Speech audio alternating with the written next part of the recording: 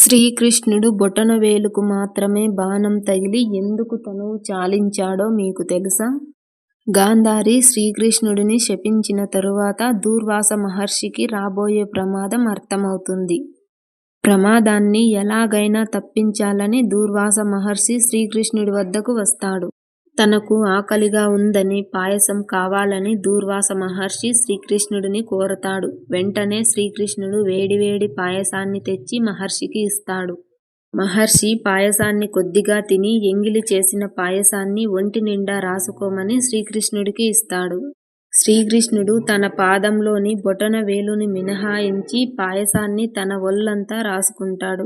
మిగిలి ఉన్న కొద్ది పాయసాన్ని కృష్ణుడు సరసంగా రుక్మిణి మొహానికి రాస్తాడు. ఇది చూసిన దూర్వాస మహర్షి కట్టలు తెంచుకునే కోపంతో ఇలా హెచ్చరిస్తాడు.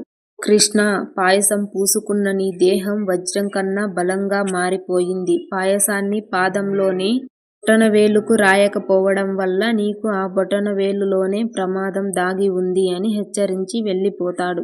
అలా బోయవాడు వేసిన బాణం కృష్ణుడి బొటనవేలుకు తగిలి తన శరీరాన్ని చాలిస్తాడు. ఈ వీడియో మీకు నచ్చినట్లయితే ఒక చిన్న లైక్ చేసి ఇలాంటి మరిన్ని వీడియోల కోసం మన ఛానల్ని సబ్స్క్రైబ్ చేసుకోండి.